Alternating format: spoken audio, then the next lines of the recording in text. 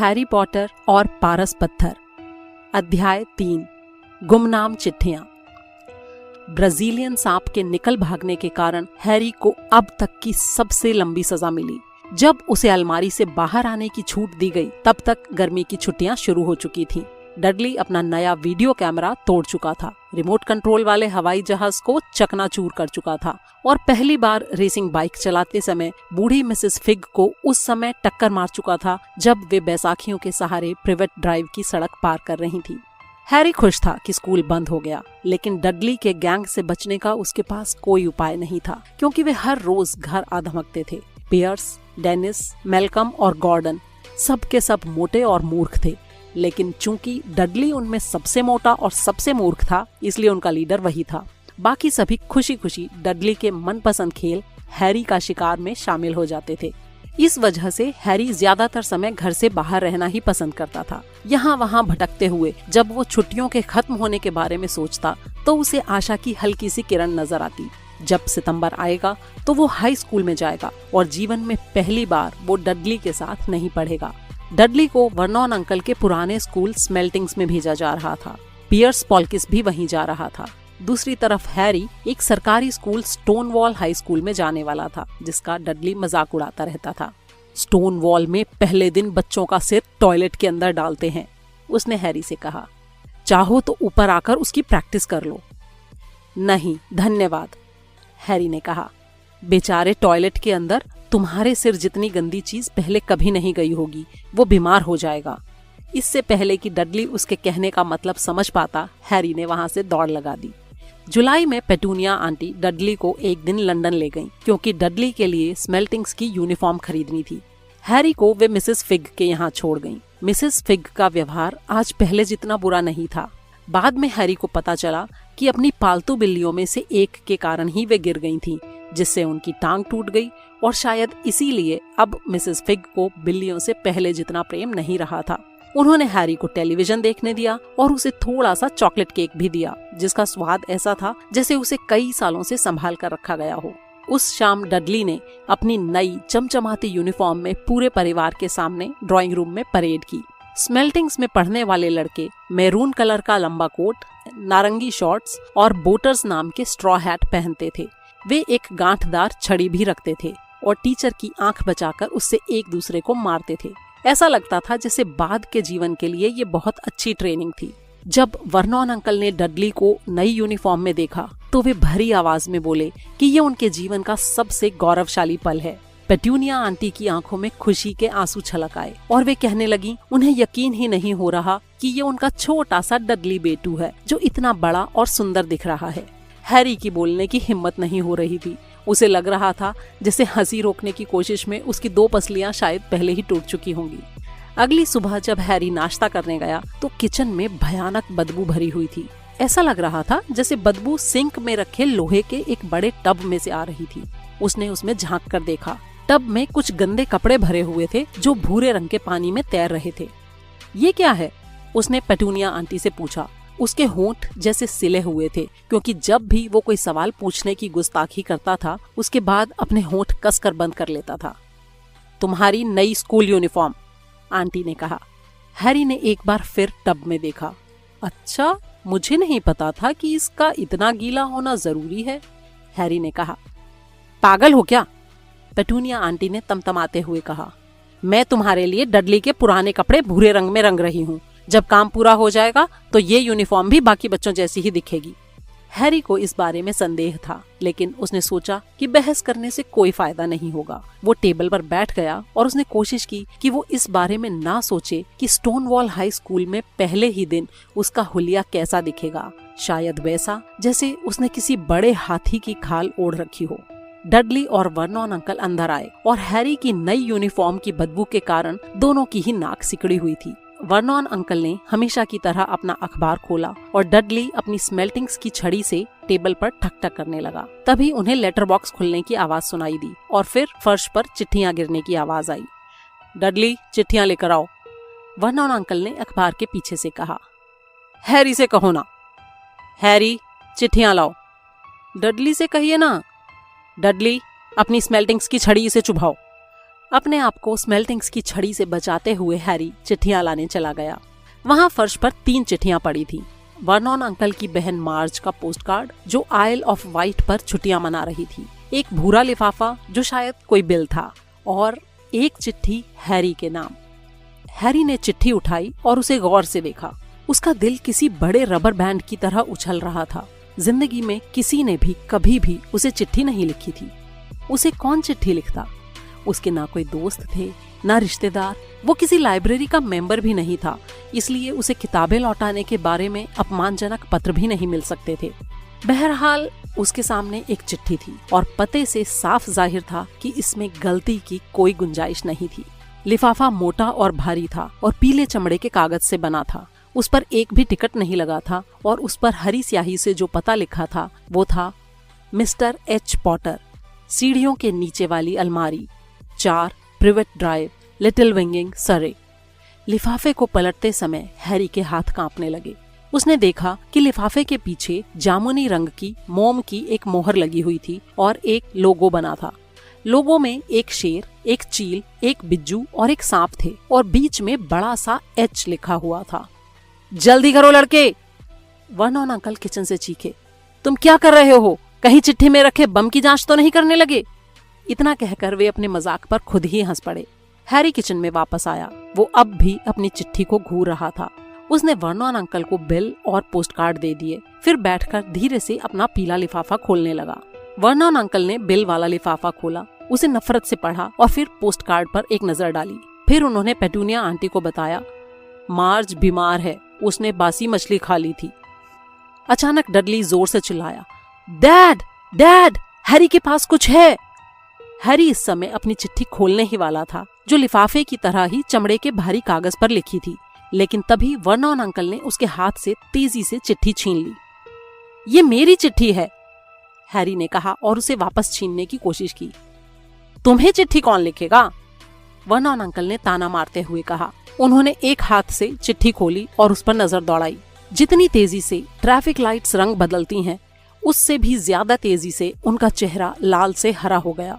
और बात यहीं पर खत्म नहीं हुई। कुछ ही सेकंड में उनका चेहरा बासी दलिये की तरह भूरा सफेद हो गया। पेटूनिया, वे हांफते हुए बोले।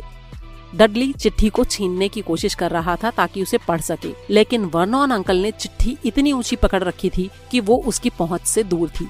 पेटूनिया आंटी ने उत्सुकता से चिट्ठी ली और पहली लाइन पढ़ी। एक पल के लिए तो ऐसा लगा जैसे वे बेहोश होने वाली हों। उन्होंने अपना गला पकड़ लिया और दम घुटने जैसी आवाज निकाली, वर्नॉन, हे भगवान, वर्नॉन, वर्नॉन। वे एक दूसरे की तरफ एकटक देखते रहे। वे भूल गए थे कि हैरी और डडली अब भी उसी कमरे में थे। डडली को ये सहन करने की आदत नहीं थी कि उसकी तरफ ध्यान न दिया जाए। उसने अपनी स्मेल्टिंग्स की छड़ी अपने डैडी के सिर पर खट से मारी। मैं उस चिट्ठी को पढ़ना चाहता हूँ, वो जोर से चिल्लाया। हैरी ने बौखलाते हुए कहा, मैं इसे पढ़ना चाहता हूँ क्योंकि ये मेरी चिट्ठी है। दोनों बाहर निकल जाओ, वर्नॉन अंकल ने चिट्ठी को लिफाफे के अंदर ठूंसते हुए कहा। हैरी हिला भी नहीं। मुझे मेरी चिट्ठी चाहिए, वो चिल्लाया। मुझे चिट्ठी पढ़ने दो, डडली भी चीख रहा था। बाहर, बाहर निकलो दोनों, वर्नॉन अंकल गरजे। इसके बाद उन्होंने हैरी और डडली की गर्दन पकड़ी और उन्हें हॉल में फेंक दिया और किचन का दरवाजा धड़ाम से बंद कर लिया। हैरी और डडली में एक जोरदार लेकिन खामोश लड़ाई होने लगी कि चाबी के छेद में से कौन उनकी बातें सुनेगा। डडली इस लड़ाई में जीत गया और इसलिए हैरी, जिसके एक कान पर उसका चश्मा लटक रहा था, पेट के बल लेटकर उस दरार में से सुनने लगा जो दरवाजे और फर्श के बीच थी। अंदर पेटूनिया आंटी कांपती आवाज में कह रही थी, वर्नॉन, पता देखो, उन्हें कैसे मालूम कि वो कहाँ सोता है? कहीं ऐसा तो नहीं कि वे घर पर नजर रख रहे हों? नजर रख रहे हों, जासूसी कर रहे हों, पीछा कर रहे हों, कुछ भी हो सकता है, वर्नॉन अंकल बहुत परेशान आवाज में बोले। लेकिन वर्नॉन, हम क्या करें? इसका जवाब दें, ये कह दें कि हम नहीं चाहते। हैरी को दिख रहा था कि वर्नॉन अंकल के चमकते काले जूते किचन में इधर से उधर आ जा रहे थे। नहीं, उन्होंने फैसला करते हुए कहा, हम इसकी तरफ ध्यान नहीं देंगे। अगर उन्हें कोई जवाब नहीं मिलेगा तो हाँ, यही सबसे ठीक रहेगा, हम कुछ भी नहीं करेंगे। पर मैं अपने घर में उस तरह की कोई चीज नहीं चाहता पेटूनिया। जब हमने उसे घर में रखा था तो क्या हमने उस वक्त ये कसम नहीं खाई थी कि हम इस खतरनाक बेवकूफी को बंद कर देंगे? उस शाम को ऑफिस से लौटने के बाद वर्नॉन अंकल ने एक ऐसा काम किया जो उन्होंने पहले कभी नहीं किया था। वे हैरी की अलमारी में उससे मिलने गए। जैसे ही वर्नॉन अंकल दरवाजे में जैसे तैसे घुसकर अंदर आए, हैरी ने पूछा, मेरी चिट्ठी कहाँ है? मुझे किसने चिट्ठी लिखी है? किसी ने नहीं, उस पर गलती से तुम्हारा नाम लिखा हुआ था। मैंने वो चिट्ठी जला दी है, वर्नॉन अंकल ने रूखेपन से कहा। कहीं कोई गलती नहीं थी, उस पर मेरी अलमारी का पता लिखा था, हैरी ने गुस्से से कहा। चुप रहो! वर्नॉन अंकल इतनी जोर से चीखे कि छत से 2 मकड़ियां नीचे गिर पड़ी। कई गहरी सांसें लेने के बाद वर्नॉन अंकल ने अपने चेहरे को मुस्कुराने के लिए मजबूर किया, जो बहुत कष्ट में दिख रहा था। अच्छा तो हैरी, इस अलमारी के बारे में तुम्हारी आंटी और मैं सोच रहे थे, अब तुम्हारे हिसाब से ये अलमारी थोड़ी छोटी पड़ने लगी है, इसलिए हमने सोचा कि अच्छा यही रहेगा कि तुम डडली के दूसरे बेडरूम में रहने लगो। क्यों? हैरी ने कहा। सवाल मत पूछो, अपना सामान ऊपर लेकर जाओ अभी, अंकल ने गुर्राते हुए कहा। डर्सली परिवार के घर में 4 बेडरूम थे। एक वर्नॉन अंकल और पेटूनिया आंटी के लिए, दूसरा मेहमानों के लिए जिसमें आमतौर पर वर्नॉन अंकल की बहन मार्ज ही होती थी, तीसरा जिसमें डडली सोता था, और चौथा जहां डडली अपने खिलौने और वे सारी चीजें रखता था जो उसके पहले बेडरूम में नहीं समा पाती थी। हैरी को अपना पूरा सामान अलमारी से इस कमरे तक ले जाने में सिर्फ एक ही चक्कर लगाना पड़ा। वो बिस्तर पर बैठ गया और उसने अपने चारों तरफ ध्यान से देखा। यहाँ रखी लगभग हर चीज टूटी फूटी थी। 1 महीने पुराना वीडियो कैमरा उस छोटे और सही सलामत टैंक के ऊपर पड़ा था, जिसे एक बार डडली ने पड़ोसी के कुत्ते के ऊपर चढ़ा दिया था। कोने में डडली का पहला टेलीविजन रखा था, जिसे उसने उस दिन लात मारकर तोड़ दिया था जब उसका मनपसंद सीरियल नहीं आया था। पक्षी रखने का एक बड़ा सा पिंजरा भी था, जिसमें कभी एक तोता रहता था। उसकी अदला बदली करके डडली ने स्कूल के एक दोस्त से असली एयर राइफल ली थी। वो राइफल शेल्फ के ऊपर रखी थी और उसका कोना बुरी तरह पिचका हुआ था, क्योंकि एक बार डडली उसके ऊपर बैठ गया था। बाकी शेल्फों में किताबें रखी थीं। कमरे में बस किताबें ही ऐसी दिख रही थीं जैसे उन्हें कभी छुआ ही नहीं गया हो। नीचे से डडली के अपनी माँ पर चिल्लाने की आवाज आ रही थी। मैं नहीं चाहता वो वहां रहे, मुझे वो कमरा चाहिए, उसे वहां से बाहर निकालो। हैरी ने एक आह भरी और बिस्तर पर लेट गया। कल तक यहाँ रहने के लिए वो सब कुछ दे सकता था, लेकिन आज वो बिना चिट्ठी के इस कमरे में रहने की बजाय चिट्ठी के साथ उसी अलमारी में वापस जाने के लिए तैयार था। अगली सुबह नाश्ते की टेबल पर सब चुप थे। डडली सदमे में था। वो चीखा था, चिल्लाया था। अपने डैडी को उसने अपनी स्मेल्टिंग्स की छड़ी से मारा भी था, बीमारी का नाटक भी किया था, अपनी माँ को लातें मारी थी, ग्रीन हाउस की छत से अपने कछुए को फेंक दिया था, और इस सब के बाद भी उसे अपना कमरा वापस नहीं मिला था। हैरी गुजरे हुए कल के इसी समय के बारे में सोच रहा था और दुखी हो रहा था कि काश उसने हॉल में ही अपनी चिट्ठी पढ़ ली होती। वर्नॉन अंकल और पेटूनिया आंटी एक दूसरे की तरफ रहस्यपूर्ण ढंग से देख रहे थे। वर्नॉन अंकल हैरी से अच्छा व्यवहार करने की कोशिश कर रहे थे, और जब डाक आई तो उन्होंने डडली को डाक लेने भेज दिया। डडली पूरे हॉल में स्मेल्टिंग्स की छड़ी से हर चीज को ठोंकता हुआ गया। फिर वो चिल्लाया, एक और चिट्ठी आ गई, मिस्टर एच पॉटर, सबसे छोटा बेडरूम, 4 प्रिवेट ड्राइव। दबी हुई चीख के साथ वर्नॉन अंकल कुर्सी से उछले और उन्होंने हॉल में दौड़ लगा दी। हैरी उनके ठीक पीछे दौड़ रहा था। डडली के हाथ से चिट्ठी को छीनने के लिए वर्नॉन अंकल को उसे जमीन पर गिराना पड़ा। ये काम और भी ज्यादा मुश्किल इसलिए हो गया क्योंकि हैरी ने पीछे से हाथ डालकर वर्नॉन अंकल की गर्दन पकड़ ली थी। 1 मिनट की उठापटक के बाद, जिसमें हर एक को स्मेल्टिंग्स की छड़ी कई बार खानी पड़ी, वर्नॉन अंकल सीधे खड़े हुए। वे हाँफ रहे थे और हैरी की चिट्ठी उनके हाथ में थी। अपनी अलमारी में जाओ, मेरा मतलब है अपने बेडरूम में। डडली, तुम भी जाओ, दफा हो जाओ, वे हाँफते हुए बोले। हैरी अपने नए कमरे में गोल गोल घूमता रहा। कोई जानता था कि वो अपनी अलमारी से निकलकर कहीं और सोने लगा था, और वो ये भी जानता था कि उसे पहली चिट्ठी नहीं मिली। निश्चित रूप से इसका मतलब ये था कि वो दोबारा भी कोशिश करेगा और इस बार वो ऐसा इंतजाम कर लेगा ताकि वो उस तक चिट्ठी पहुंचाने में सफल हो जाए। उसके दिमाग में एक योजना घूम रही थी। अगली सुबह 6 बजे सुधरी हुई अलार्म घड़ी की घंटी बजी। हैरी ने लपक कर उसे बंद किया और चुपचाप कपड़े पहने। वो डर्सली परिवार को जगाना नहीं चाहता था, इसलिए बिना लाइट जलाए वो दबे पांव नीचे उतरा। वो प्रिवेट ड्राइव के कोने पर पोस्टमैन का इंतजार करने जा रहा था ताकि नंबर 4 की चिट्ठियां सबसे पहले उसी के हाथ लग जाएं। अंधेरे हॉल से बाहर के दरवाजे की तरफ रेंगते समय उसका दिल तेजी से धड़क रहा था। आ! अचानक हैरी हवा में उछल पड़ा। वो फर्श पर पड़ी किसी मोटी और गिलगिली चीज पर चढ़ गया था, किसी जिंदा चीज पर। ऊपर की मंजिल की बत्तियां खट से जलीं और हैरी ये देखकर आतंकित हो गया कि जिस गिलगिली चीज पर वो चढ़ गया था वो उसके अंकल का चेहरा था। वर्नॉन अंकल स्लीपिंग बैग में सामने वाले दरवाजे से टिककर सो रहे थे। ये बात तय थी कि वे पक्का इंतजाम कर लेना चाहते थे ताकि हैरी वो काम न कर पाए जिसे करने की वो कोशिश कर रहा था। आधे घंटे तक वे हैरी को डांटते रहे और फिर उन्होंने उसे एक कप चाय बनाकर लाने को कहा। हैरी पैर पटकते हुए दुखी मन से किचन में गया और जब वो लौट कर आया तब तक डाक आ चुकी थी और वर्नॉन अंकल की गोद में पड़ी थी। हैरी को साफ दिख रहा था कि 3 चिट्ठियों पर हरी स्याही से पता लिखा था। मैं चाहता हूँ, उसने कहना शुरू किया, लेकिन वर्नॉन अंकल उसकी आंखों के सामने उसकी चिट्ठियां फाड़ रहे थे। अंकल उस दिन ऑफिस नहीं गए, वे घर पर ही रहे और उन्होंने कील ठोंककर लेटर बॉक्स को बंद कर दिया।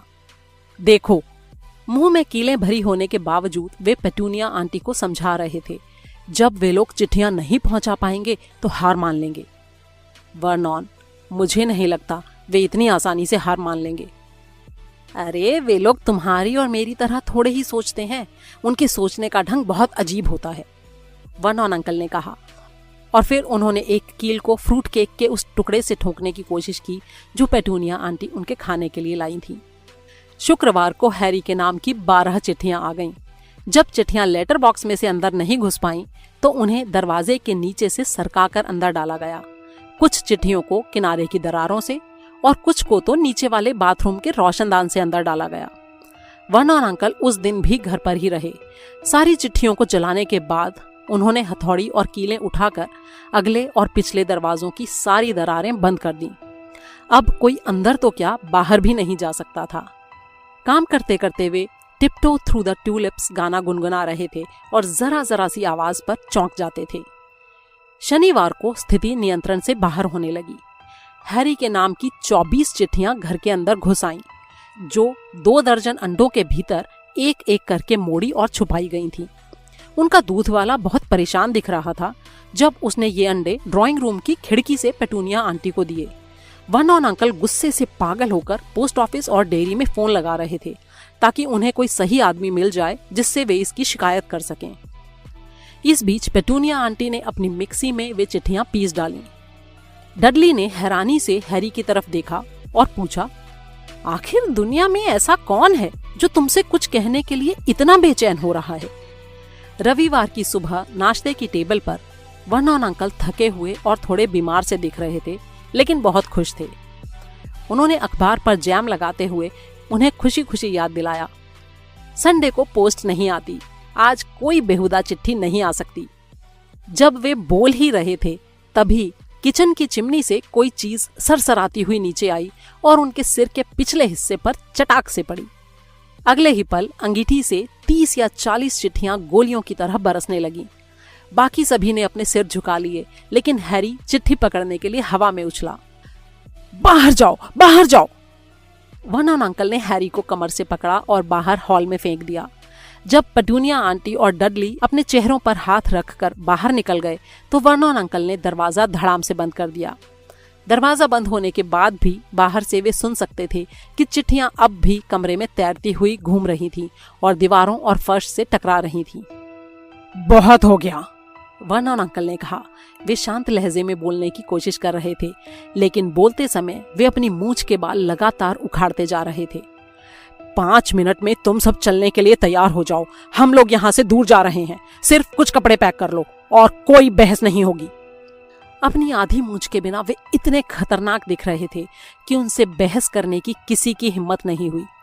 10 मिनट बाद वे लोग कीलों से बंद दरवाजों को झटके से खींचते हुए बड़ी मुश्किल से बाहर आए, कार में बैठे और कार हाईवे पर हवा से बातें करने लगी। डडली पिछली सीट पर बैठा सुबक रहा था। उसके डैडी ने उसे सिर पर मार दिया था क्योंकि अपने टेलीविजन, वीसीआर और कंप्यूटर को स्पोर्ट्स बैग में पैक करने में उसे कुछ ज्यादा ही समय लग रहा था।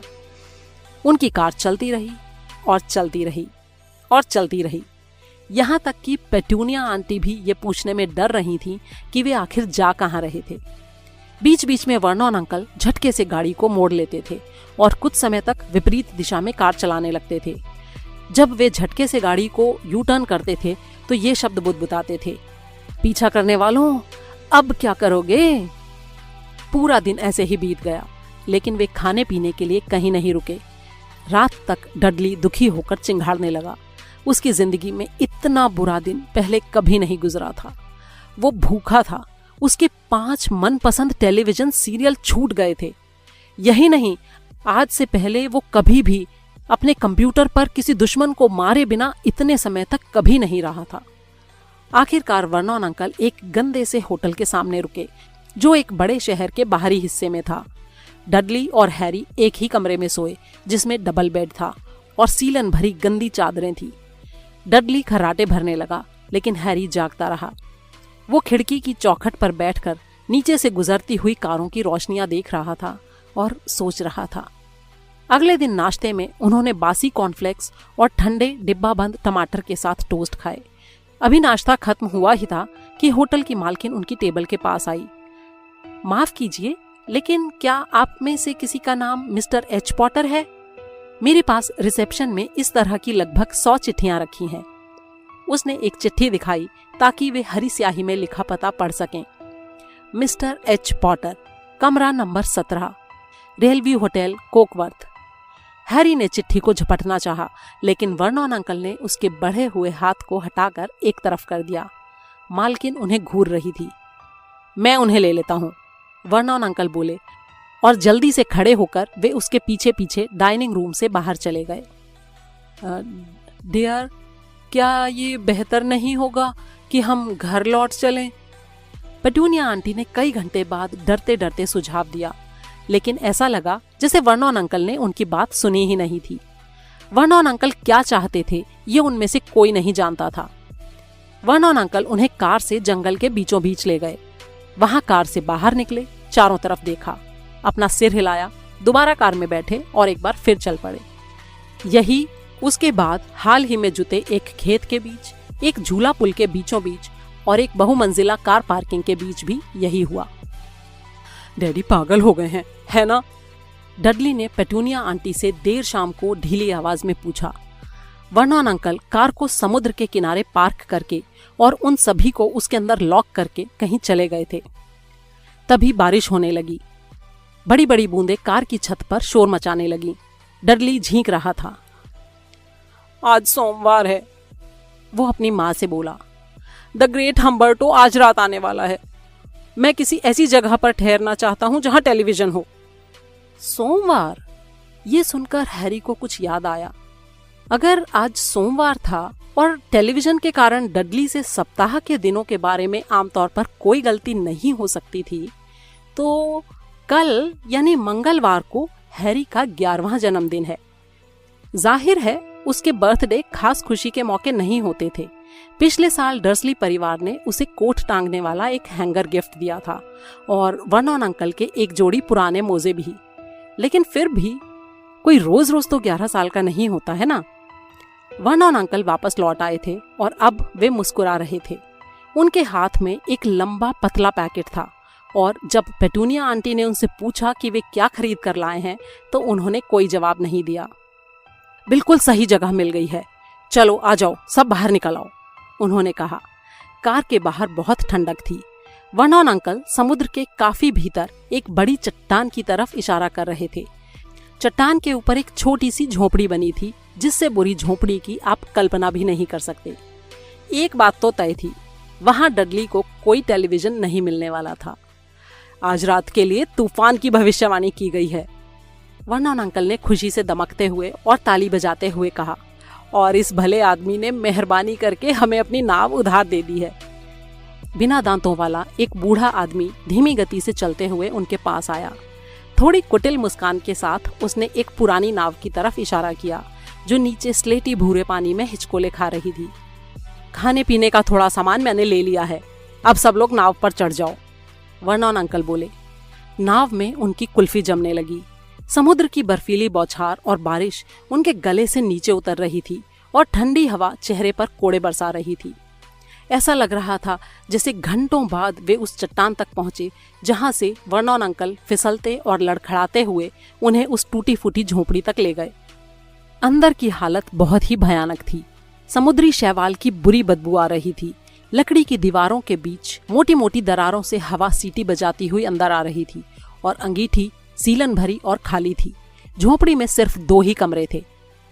वर्नॉन अंकल के खाने पीने के सामान में 4 केले और सबके लिए आलू के चिप्स का एक पैकेट ही था। उन्होंने आग जलाने की कोशिश की, लेकिन चिप्स के खाली पैकेट सिर्फ धुआं निकालकर ही सिकुड़ गए। ऐसे समय में वो चिट्ठियां होती तो मजा आ जाता, है ना? वे खुशी खुशी बोले। वे बहुत अच्छे मूड में थे। जाहिर था वे सोच रहे थे कि इस तूफान में उन तक चिट्ठियां पहुंचाने कोई यहां तक नहीं आ सकता। हैरी मन ही मन इस बात से सहमत था, हालांकि इस विचार से उसे जरा भी खुशी नहीं हो रही थी। जब रात हुई तो भविष्यवाणी के अनुसार तूफान उनके चारों तरफ गरजने लगा। ऊंची लहरों की बौछारें झोपड़ी की दीवारों पर टकराने लगी और तूफानी हवा गंदी खिड़कियों को हिलाने लगी। पेटूनिया आंटी को दूसरे कमरे में कुछ सीले हुए कंबल मिल गए और उन्होंने दीमक लगे सोफे पर डडली के लिए बिस्तर लगा दिया। वे और वर्नॉन अंकल अंदर वाले मोटे पलंग पर सोने चले गए और हैरी को उसके हाल पर छोड़ दिया गया कि वो फर्श पर सबसे नर्म जगह ढूंढ ले और सबसे पतले और फटे कंबल के नीचे दुबक कर सो जाए। जब रात गहराने लगी तो तूफान और भी भयानक होता चला गया। हैरी सो नहीं सका। वो कांपता रहा, करवटें बदलता रहा और कोशिश करता रहा कि उसे थोड़ा आराम मिल जाए, लेकिन उसका पेट भूख के मारे गुड़गुड़ कर रहा था। डडली के खर्राटे तूफान की आवाजों में दब गए जो आधी रात के करीब शुरू हुआ। डडली की घड़ी उसकी मोटी कलाई पर सोफे से नीचे लटकी हुई थी और हैरी को उसके चमकते डायल से ये दिख रहा था कि 10 मिनट बाद वो 11 साल का हो जाएगा। वो लेटा रहा और देखता रहा कि उसका बर्थडे टिक टिक करके करीब आ रहा है। वो सोच रहा था कि क्या डर्सली परिवार को उसका बर्थडे याद रहेगा, और ये भी कि चिट्ठियां लिखने वाला इस समय आखिर कहाँ होगा। 5 मिनट बचे थे। हैरी को बाहर किसी चीज के चरमराने की आवाज आई। उसे डर लगा कि कहीं छत टूटकर न गिर जाए। हालांकि ऐसा होने पर उसे अधिक गर्मी मिल जाएगी, इसमें कोई संदेह नहीं था। अब 4 मिनट बचे थे।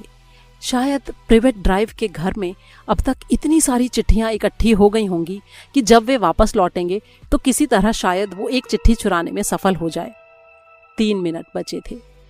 क्या ये समुद्र की आवाज थी जो इतनी बुरी तरह चट्टानों से टकरा रहा था?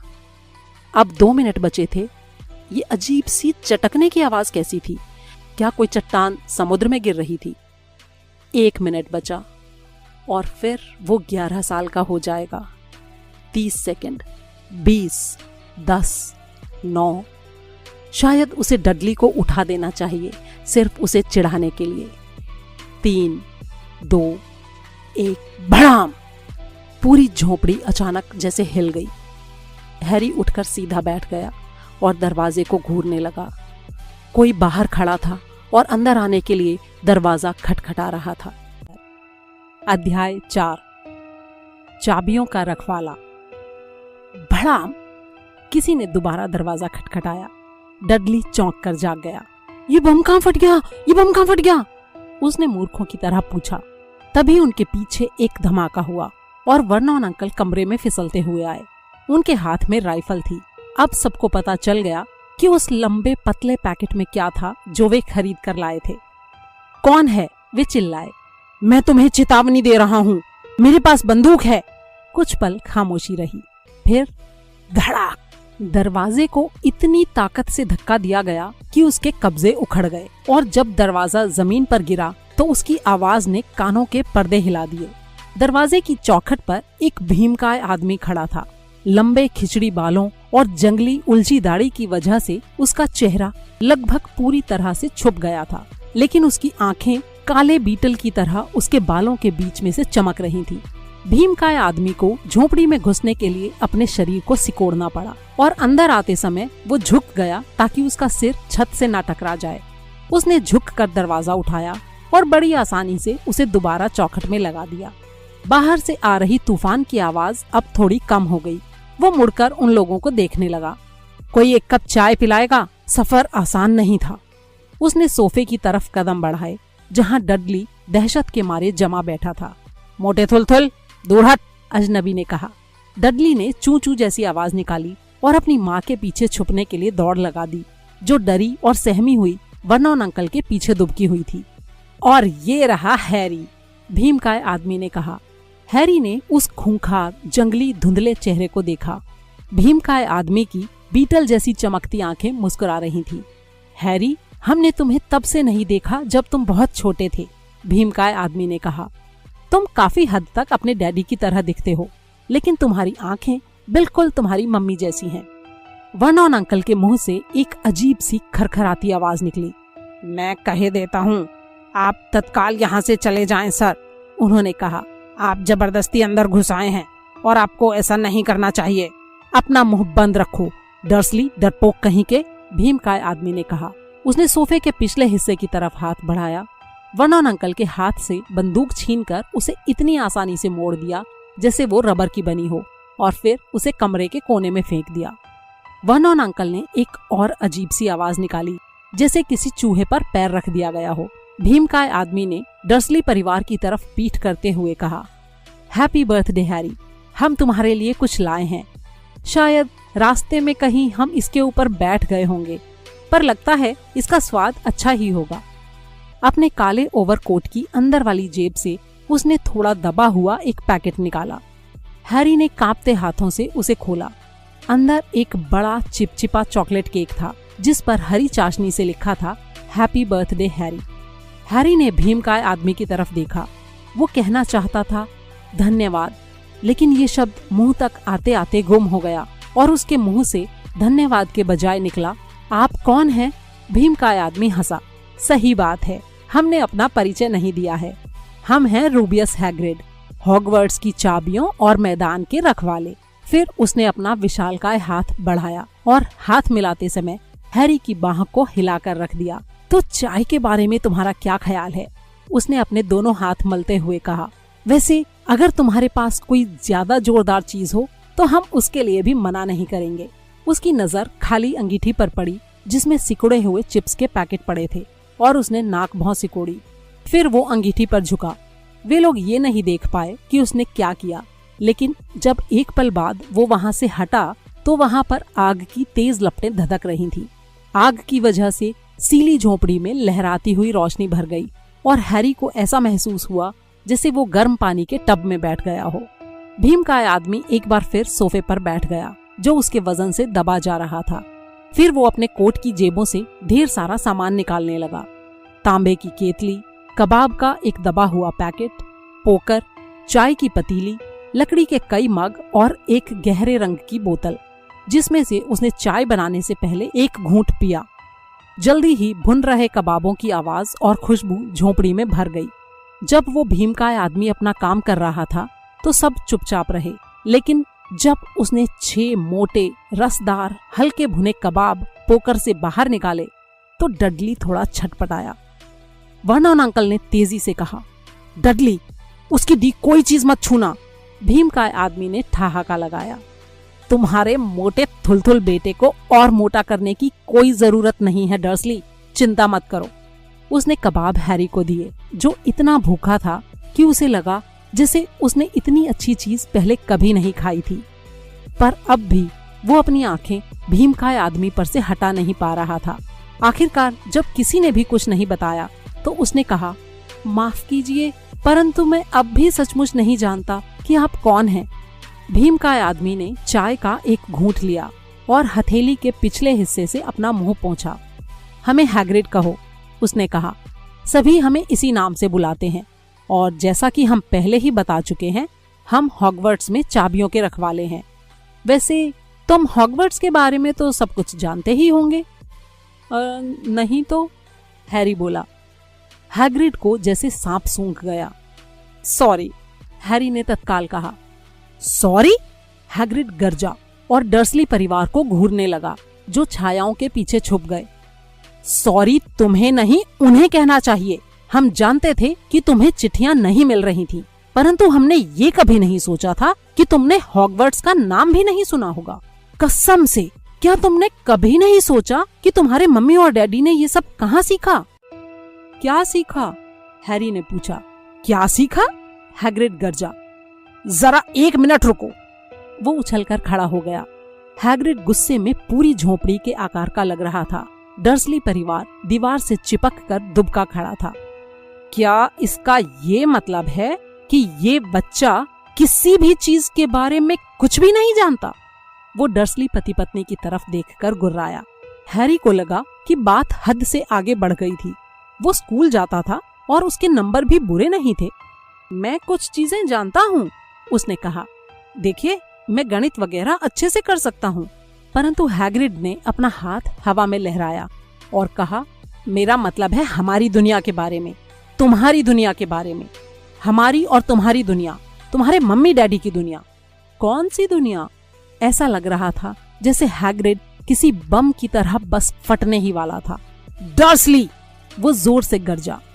वर्नॉन अंकल का चेहरा एकदम पीला पड़ गया और वे फुसफुसाकर काय काय जैसा कुछ बोले। हैग्रिड हैरी को हैरानी से घूर रहा था।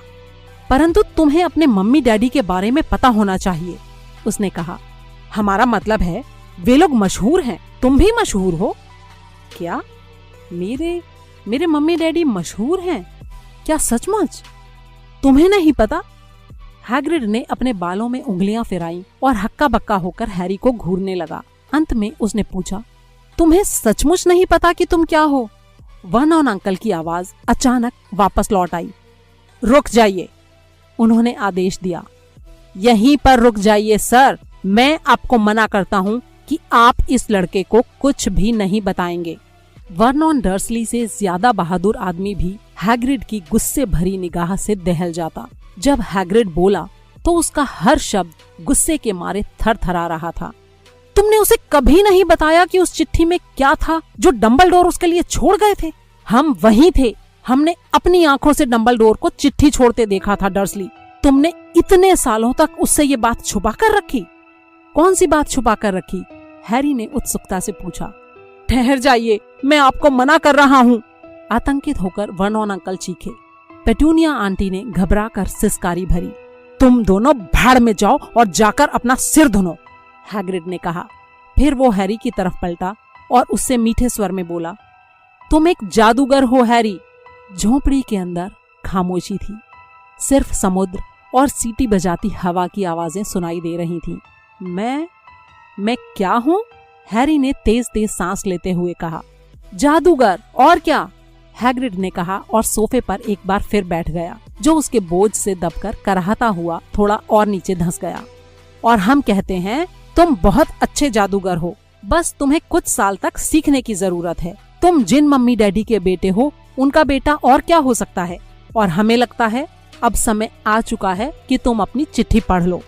हैरी ने अपना हाथ बढ़ाया और आखिरकार उस पीले लिफाफे को ले लिया जिस पर हरी स्याही में पता लिखा था, मिस्टर एच पॉटर।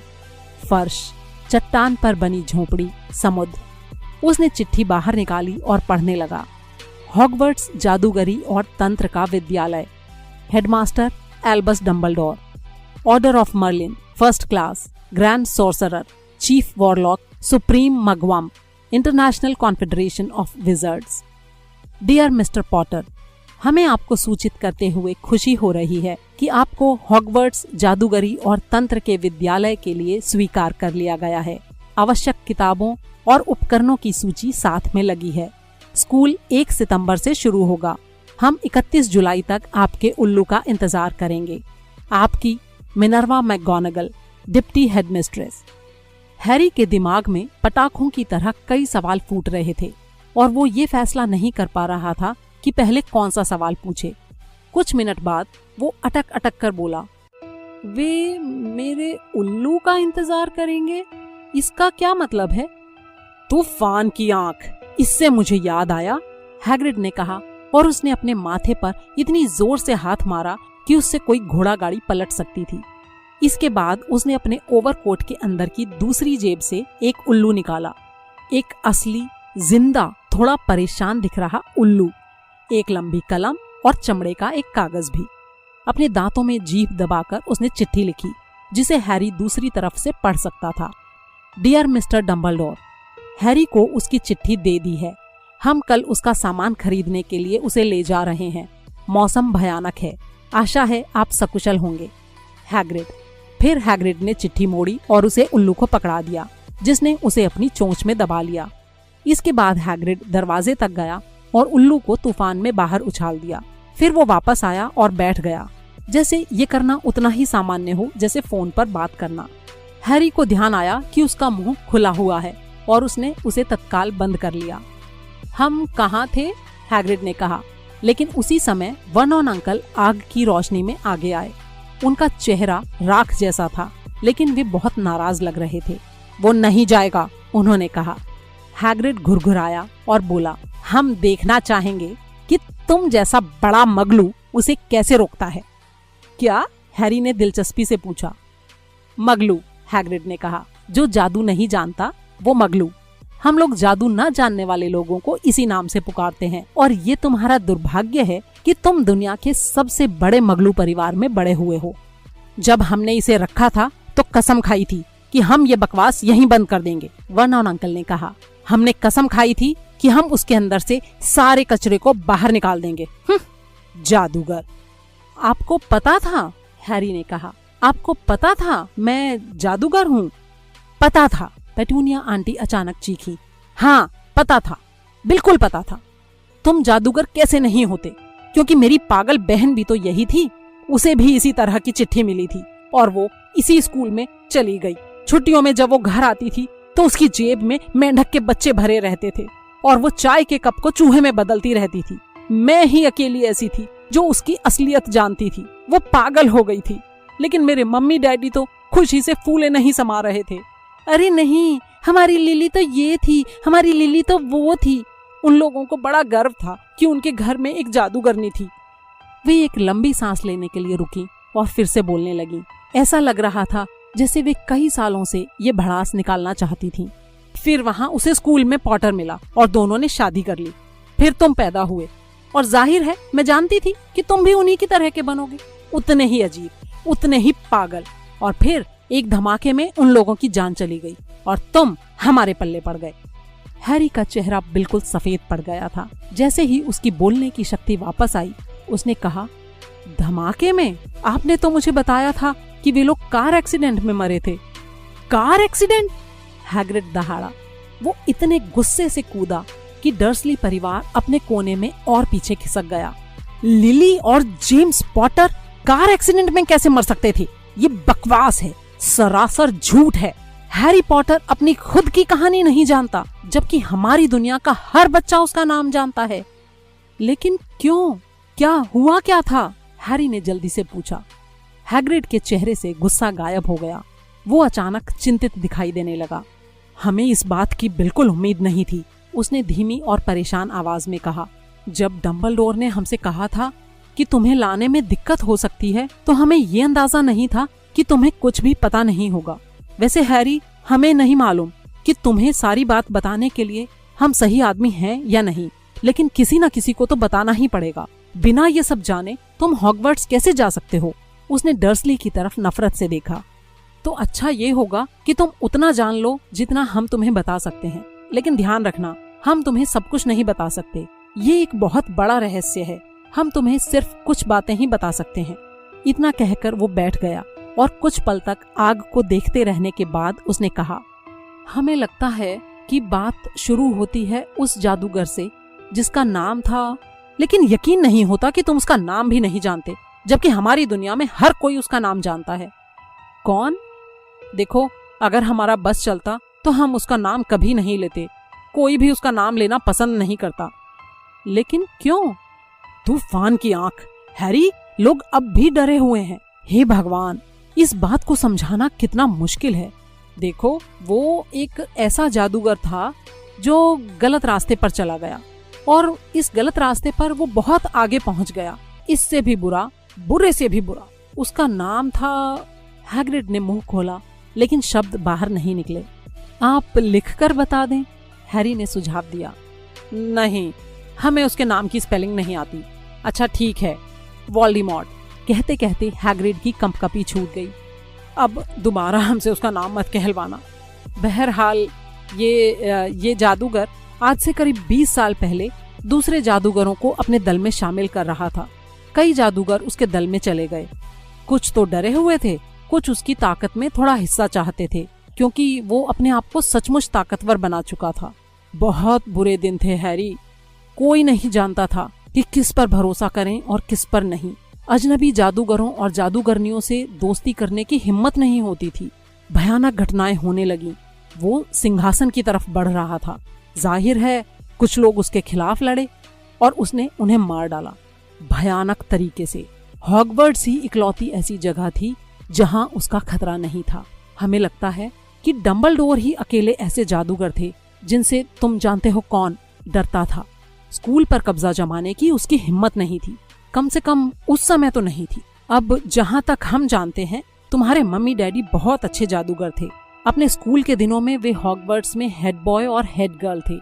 ये एक रहस्य है कि तुम जानते हो कौन ने उन्हें अपनी तरफ मिलाने की इससे पहले कोशिश क्यों नहीं की। शायद वो जानता था कि वे डंबलडोर के इतने करीब थे कि काले जादू की तरफ कभी नहीं आएंगे, या शायद उसने सोचा हो कि वो उन्हें राजी कर लेगा, या फिर शायद वो सिर्फ उन्हें अपने रास्ते से हटाना चाहता था। हम तो बस इतना जानते हैं कि 10 साल पहले वो हैलोवीन के दिन उस गांव में गया जहां तुम्हारा परिवार रहता था। तब तुम सिर्फ 1 साल के थे। वो तुम्हारे घर गया और हैग्रिड ने अचानक एक बहुत गंदा धब्बेदार रुमाल निकाला और इतनी जोर से नाक छिनकी मानो कोहरे की चेतावनी देने वाला बिगुल बजा हो।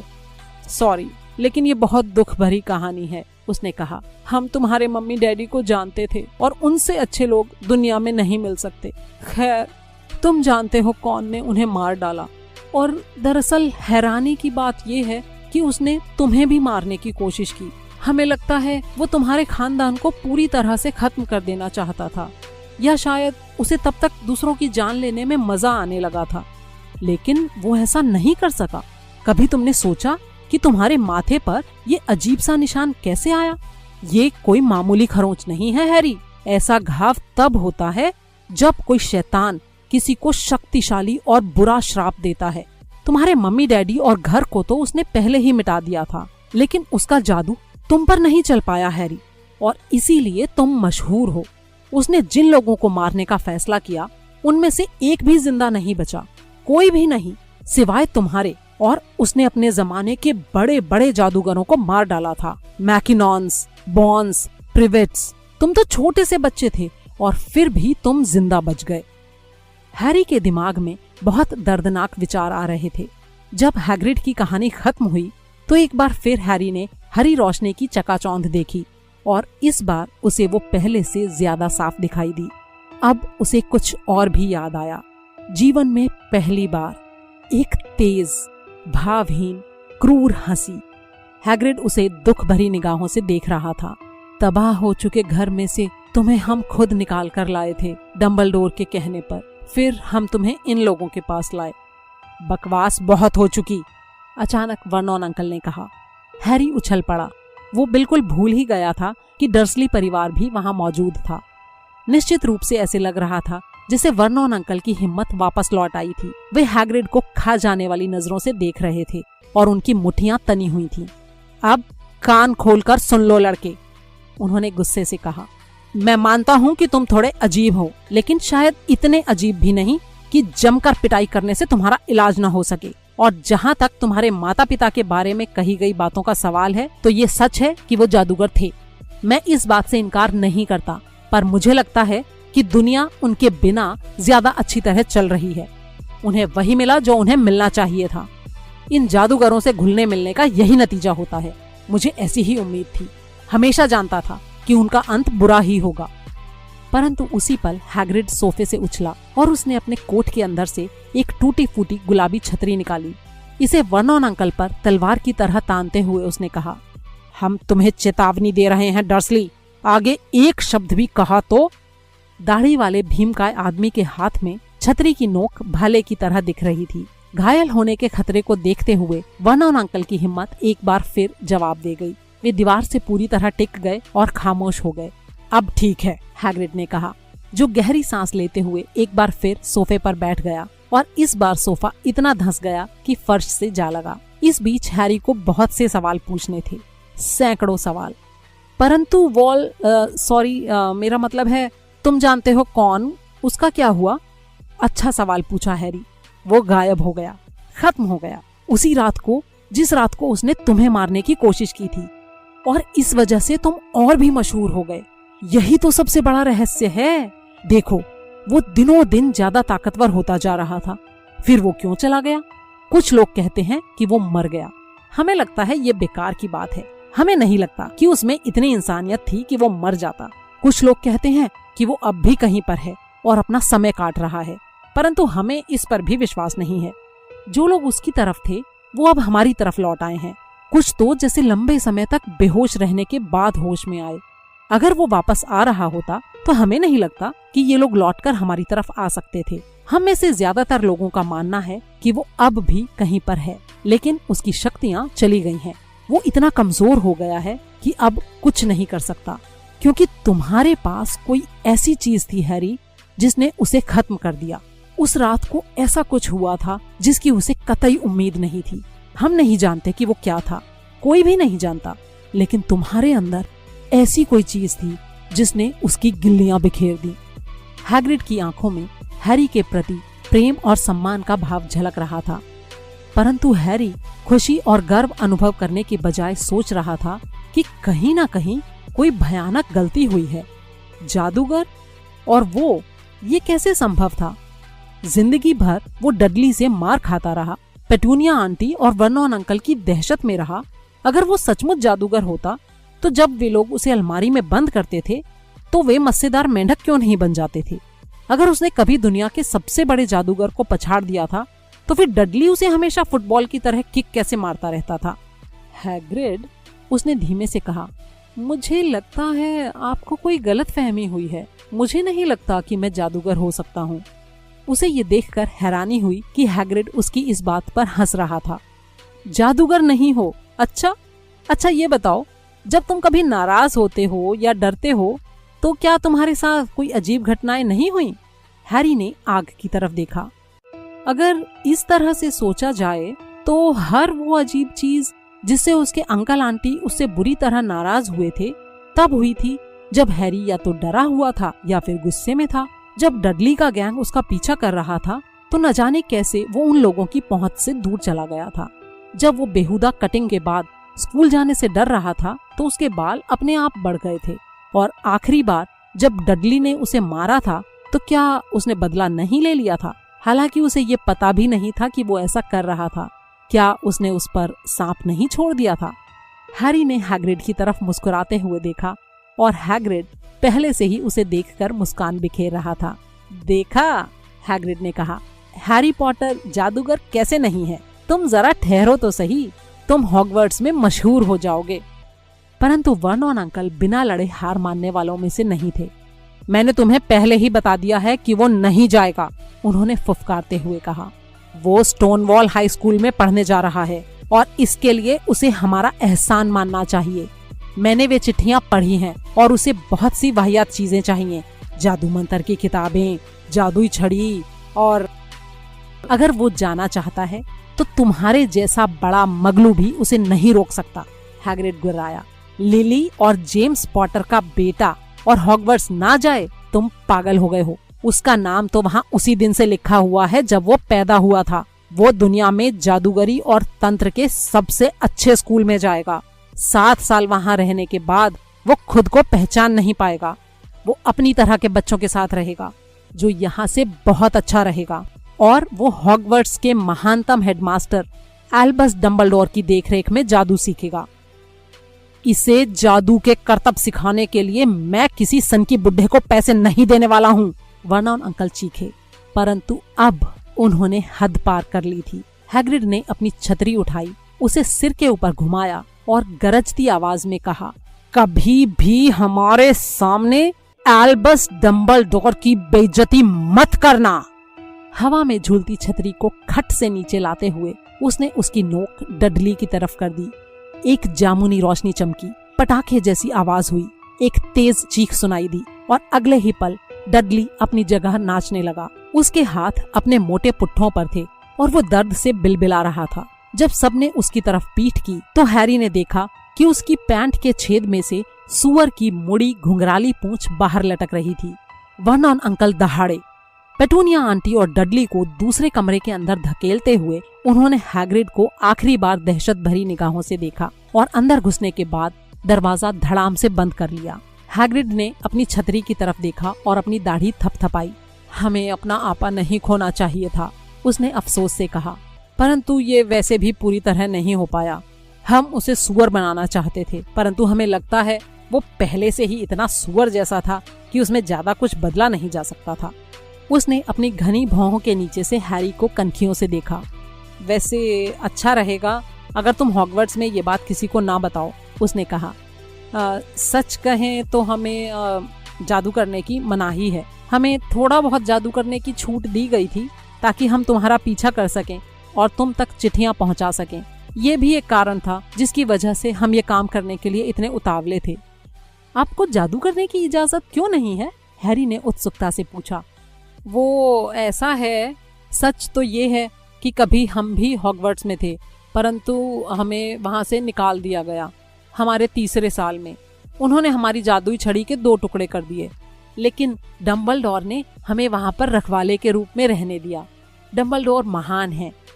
आपको वहां से क्यों निकाला गया था? अब बहुत देर हो चुकी है और कल हमें बहुत सा काम करना है, हैग्रिड ने जोर से कहा। कल शहर जाना है और तुम्हारी किताबें और बाकी का सामान लेना है। उसने अपना मोटा काला कोट उतारा और हैरी की तरफ उछाल दिया। तुम इसे ओढ़कर सो सकते हो, उसने कहा। अगर ये थोड़ा हिले डुले तो परेशान मत होना। मुझे लगता है किसी जेब में 1-2 चुहियां होंगी।